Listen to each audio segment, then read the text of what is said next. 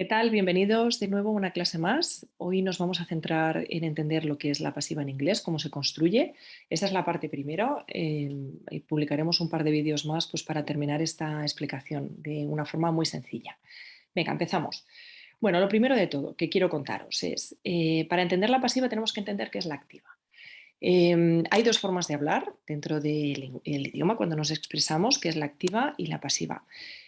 Para diferenciarlo hay una forma muy simple, porque en la activa el sujeto realiza la acción y sin embargo en la pasiva el sujeto no realiza la acción, es un sujeto paciente. Bueno, fijaros, aquí tenemos un ejemplo. Tengo Leslie took this photo yesterday, dice Leslie tomó esta foto ayer. Tomar la foto, ¿quién lo hace? Leslie, ¿no? Es el sujeto. Como es ella quien realiza la acción, pues entonces sabemos que estamos hablando en activa. Es la forma más sencilla. Y luego, ¿de dónde sale la pasiva? Pues la pasiva sale de las oraciones transitivas. Esto sonará un poco a chino, pero hay que tener un poco una noción mínima de lengua pues, para entender de dónde sale. ¿Qué son las oraciones transitivas? Son aquellas que tienen complemento directo. El complemento directo se suele sustituir por lolos, lalas, y así sabemos que tenemos un complemento directo. Es un complemento que lo necesitamos para entender la oración. Por ejemplo, Leslie tomó esta foto ayer, la tomó. Como puedo utilizar este pronombre y sustituir this photo por la, en este caso la tomó, entonces sé que tengo un complemento directo. Este complemento directo siempre nos hace falta pues, para entender la oración. Imaginaros que yo quitase esto y quitase this photo. Leslie took yesterday. Tendría una información incompleta. ¿Tomó el qué? Un helado, la foto, el coche, no lo entendería. Entonces necesito de este complemento para entender bien lo que me estás comunicando, ¿no? Lo que estamos comunicando. Entonces, dentro de la activa, lo que hemos dicho, el sujeto realiza la acción y aquellas oraciones transitivas que tienen complemento directo, ¿vale? Que, es decir, este complemento directo puedo adivinar cuál es sustituyendo por lolos, lalas, son estas oraciones transitivas las que me van a originar la pasiva. Por ejemplo, en esta oración que hemos visto de Leslie took this photo yesterday, ahora lo vamos a diseccionar un poquito más, lo vamos a ver un poquito más, de estas oraciones transitivas sale la pasiva. Por ejemplo, this photo was taken by Leslie yesterday. Ahora vemos cómo se hace ese cambio. Pero lo fundamental es saber que el sujeto no realiza la acción, es decir, cuando yo digo esta foto fue tomada por Leslie ayer, el sujeto es este, this photo, ¿vale? No es la foto la que se toma a sí misma, la que se crea, sino que es Leslie quien toma la foto. Y en la pasiva la persona que realiza la acción pasa a llamarse complemento agente, que lo voy a poner aquí. Es el complemento agente, es el agente. Y siempre va introducido por el why, ¿vale? Por esta preposición que entonces nos indica quién realiza la acción. Entonces, el sujeto es sujeto paciente y él no realiza la acción, sino el complemento agente. Bueno, se me ha olvidado la E. Bueno, y esto es muy típico del lenguaje periodístico, ¿vale? La pasiva es muy típica del lenguaje periodístico, por ejemplo, fueron arrestados el pasado lunes 5 ladrones en la localidad de bla, bla, bla. Entonces, utilizamos la pasiva más en el lenguaje periodístico. Muy bien, vamos a pasar a la siguiente página para que lo entendáis bien cómo se hacen los cambios. Fijaros, cuando tengo una oración en activa que tiene un complemento directo, vamos a marcarlo aquí, el complemento directo es este, porque hemos dicho que lo puedo sustituir por la. Vamos a poner complemento directo, ¿vale? Si diseccionamos un poco la oración y la analizamos, hacemos un análisis sintáctico, simplemente para que entendáis de dónde sale cada cosa, ¿vale? Este sería el sujeto, este sería el verbo, que en este caso está en pasado, ¿verdad? Y este sería un complemento, que en este caso es circunstancial de tiempo, ¿vale? Yesterday. Vamos a poner aquí complemento circunstancial. Pues fijaros qué cambios se producen. Pues precisamente nuestro complemento directo, ¿vale? Es el que va a pasar a ser sujeto paciente en la pasiva, this photo. Luego va a haber un cambio con el verbo, que ahora voy a explicar cuál es el truco muy sencillo para poderlo construir. Took va a pasar a was taking. Ahora en la siguiente diapositiva os enseño cómo se hace este cambio. Y luego, por último, mi sujeto en la oración activa va a pasar a ser mi complemento agente. Y luego ya el resto de complementos pues no se cambian, ¿vale? Se mantienen tal cual. De forma que este sería mi sujeto paciente, este sería mi verbo, que fijaros, took ha cambiado a was taken. Ahora os explico este cambio, que es muy sencillo de ver. Luego, ¿cuál es el siguiente cambio? Que mi sujeto en la activa pasa a ser mi complemento agente, que lo voy a poner agente, es decir, quién realiza la acción y por último esos complementos que se quedan tal cual. Estos serían los cambios. Lo más importante es quedarnos que tengo que buscar siempre el complemento directo, que es el que va a pasar a ser sujeto, y mi sujeto es el que va a pasar a ser agente. Y el quid de la cuestión también está en hacer los cambios bien en el verbo. Vamos a ver con detalle ahora cómo hacemos esos cambios de verbo. ¿Vale? Este es el truco para conjugar en pasiva. Esto es lo que tenéis que memorizar. Si tenéis esto memorizado y lo ponéis en práctica, pues ya veréis que es muy sencillo. Lo que tengo que tener siempre claro es que el verbo to be lo tengo que manejar siempre conjugado en el tiempo verbal que me dan en la oración activa. Ahora vamos a ver ejemplos. To be siempre, siempre tiene que aparecer y voy a manejar siempre el participio de verbo que me dan en la oración activa. ¿Vale? O el verbo que me den. ¿Qué quiere decir participio? Os lo recuerdo. El participio, el hado, ido, nuestro, es la tercera columna de los verbos irregulares. Hay que descargaros un listado de internet, o supongo que lo tenéis en cualquier libro. Hay que aprenderse los verbos irregulares. Esa tercera columna es el participio. Y todos los verbos que no están incluidos en el listado de verbos irregulares decimos que son verbos regulares, con lo cual su participio termina en ed, exactamente igual que su pasado. ¿Vale? Entonces, fijaros aquí, esto es lo que me interesa. Quiero que veáis cómo ha sido este cambio del verbo. Yo tengo took, que es el pasado de take, ¿vale? Vamos a ponerlo aquí, arriba. Take, took, taken, ¿sí? Pues siguiendo los pasos que hemos dicho, to be conjugado en el tiempo verbal que me den. Como está en pasado, tengo que poner el to be conjugado en pasado. ¿Por qué pongo was? Porque es el pasado del verbo to be, was, were. ¿Por qué pongo was? Porque this photo podría sustituirlo por it, ¿no? Entonces al it, ¿qué le pertenece? El was. Y luego, una vez que ya he puesto el to be conjugado, que en este caso es was, porque el verbo took está en pasado y por eso tengo que respetar el mismo tiempo verbal que me están dando, pasado, ahora le añado el participio del verbo que me dan. Como me dan el verbo took, es take, took, taken, pues entonces ¿qué hago? Colocar la tercera columna, porque en este caso es un verbo irregular. Entonces sería, this photo was taken by Leslie yesterday.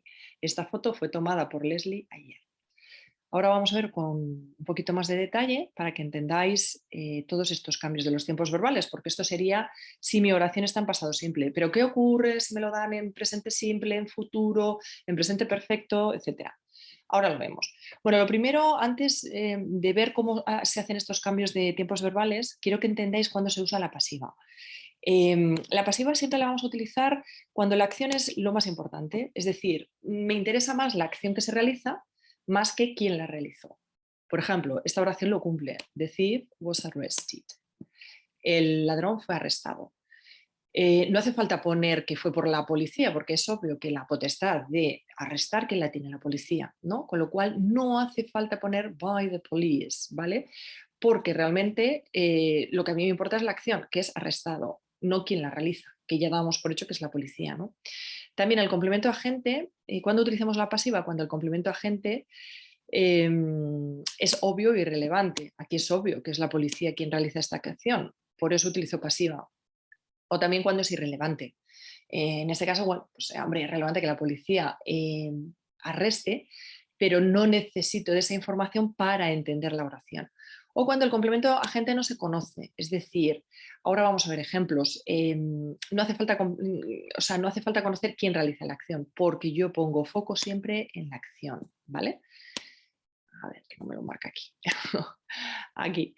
Un segundito, voy a borrar esto. Ahí. Me lo marca lo que es la acción, ¿vale? La acción es lo más importante.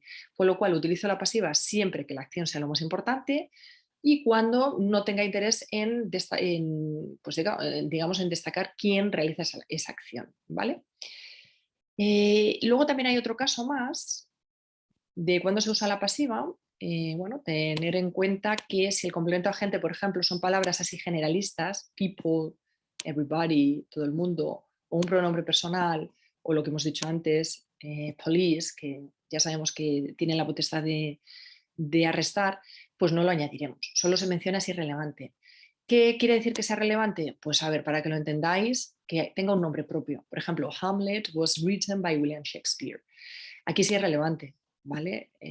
Fue escrito por William Shakespeare. Es decir, siempre que voy a nombrar a alguien específicamente nombre y apellidos, entonces sí me interesa en la pasiva añadir el complemento agente, ¿de acuerdo? Si no me aporta información porque estoy diciendo gente, todo el mundo, es decir, conceptos generalistas, ellos, nosotros, cualquier pronombre personal, no voy a añadir el complemento agente. Bien, ¿cómo se hacen estos cambios de tiempos verbales? Fijaros, aquí tenéis un cuadro con todos los tiempos verbales, cómo se cambian. Fijaros, tenemos presente simple, el pasado simple, el futuro, presente continuo, etcétera, todos los tiempos. Súper, súper sencillo. ¿Qué hago?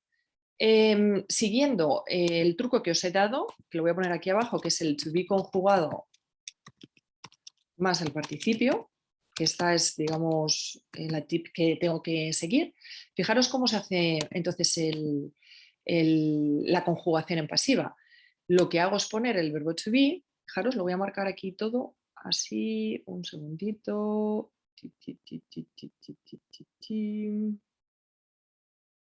Lo que hago es conjugar.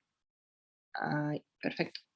Fijaros, aquí tengo el to be conjugado en el tiempo verbal que me pidan. Si es presente simple, are, en este caso porque tengo the letters, que es plural, si no sería un is o un am, en el caso de que fuese yo, ¿no? ¿Cómo es el verbo to be en pasado? Was or were. En futuro, will be. En continuo, are being. En pasado continuo, were being. Con el going to, are going to be. Presente perfecto, have been. Pasado perfecto, had been. ¿Vale? Es decir, así, en infinitivo, have to be o must be. Es decir, conjugo el verbo to be en el tiempo que me digan. ¿Cómo sé en qué tiempo lo tengo que conjugar? Muy sencillo. O me lo dicen, ¿de acuerdo? Me dicen, oye, conjuga pasiva en presente, conjuga pasiva en pasado, o en la oración, me dan la oración en activa, me fijo en el verbo cómo está conjugado, en qué tiempo, y así hago el cambio. Y luego añado, hemos dicho que tuve conjugado, y luego lo que voy a hacer es añadir el participio. Si os dais cuenta, el participio pues sería, en este caso, delivered, ¿vale? Y no cambia, esto es tal cual, delivered. Entonces, si seguís esta fórmula que os digo, de to be conjugado más participio, no vais a tener ningún problema. Por ejemplo, él reparte las cartas son repartidas. Él repartió las cartas fueron repartidas. Él repartirá las cartas serán repartidas. Si os dais cuenta, lo que cambia realmente es el to be conjugado y el participio se me queda tal cual, porque al traducirlo no se mueve. Estoy todo el rato diciendo repartidas, repartidas, repartidas y lo que cambio es el to be. Vale, muy bien, pasamos a la siguiente. Vamos a hacer un poquito de práctica para que veáis cómo va esto cómo sería en la práctica. Lo que os he comentado, cómo sé cómo conjugo, en qué tiempo verbal. En este caso, os lo comento yo, hay que utilizar el presente simple. ¿Qué quiere decir? Que voy a conjugar, lo voy a poner aquí, el to be en presente simple, y le voy a añadir el participio del verbo que me dé. Ya veréis qué sencillo, participio. Sigo entonces este truco, ¿vale? Que es seguir esta pauta. Muy bien, pues empiezo. English, me dan speak. Entonces, tengo que conjugar el to be en presente simple. A English, ¿qué le pertenece? En presente simple, am, is, are. Entonces, en este caso, coloco is porque para English, singular, colocaría is. Y luego el participio del verbo, me dan speak, pues spoken. English is spoken in many countries. El inglés es hablado en muchos países, ¿vale? Siguiente, the post, tengo, me dan deliver, de nuevo. To be en presente simple, pues am, is, are, a the post, también le pertenece is, y ahora, en este caso, como tengo un verbo regular, hemos dicho que los verbos regulares en participio es simplemente añadirles ed. El correo es repartido sobre las 7 cada mañana. Si tuviese una pregunta, es muy sencillo. Si tuviese una pregunta, lo que hago es, en las preguntas siempre me llevo el to be en la forma delante, por decirlo así, a building, the building, se puede sustituir por it, le pertenece is, entonces colocaría, is the building used anymore? El edificio es utilizado más, por decirlo así, ¿no? Entonces, fijaros lo que he hecho. Realmente es como si me cogiese, si tuviese que hacer esta oración, por ejemplo, de English is spoken en afirmativa, o sea, en interrogativa, perdón, me llevaría el is delante. Is English spoken? Pues aquí es lo mismo que he hecho. Lo mismo he hecho, ¿no? He colocado el is delante, luego he puesto mi sujeto y luego he puesto mi participio. Use es regular, le añado, en este caso, una D porque ya termina en I. Venga, tengo aquí otro caso en interrogativa. How often are the Olympic Games held, ¿no? Entonces, ¿con qué frecuencia son los Juegos Olímpicos, se hacen los Juegos Olímpicos, ¿no? Luego la siguiente, lo mismo, sigo conjugando el to be, ¿vale? Como tengo your name es it, cuidadito con el your que es posesivo, pero your name entero es it, entonces diría, how is your name spelled? ¿Cómo se deletrea tu nombre? ¿Vale? Entonces es todo el rato to be conjugado en presente simple más el participio que me dan. Y si tengo interrogativa, lo único que hago es colocar mi sujeto pues en medio, porque estoy haciendo una interrogativa. Pues, igual que me manejaba en las interrogativas de los tiempos verbales, pues hago lo mismo. Siguiente, my salary is paid every month. Mi salario es pagado cada mes. Y luego, si tuviese que hacer negativa, pues muy fácil, lo único que hago es al to be, le añado el not. Am not, is not, are not. En este caso, these cars aren't made in Japan. Estos coches no son hechos en Japón. ¿Vale? Esto sería, por ejemplo, pues conjugando en esto, en presente simple. ¿Vale? Vamos a hacer, en este caso, en pasado simple, pues para que veáis, es exactamente lo mismo. Entonces, en este caso, me copio y digo to be en pasado simple. Lo tengo en el enunciado, que me lo dice. Y si no, os recuerdo que me tendrían que dar la oración en activa para ver yo qué tiempo verbal están utilizando. ¿To be en pasado simple? Pues venga, vamos a hacer, por ejemplo, esta. Dice, my car was repaired.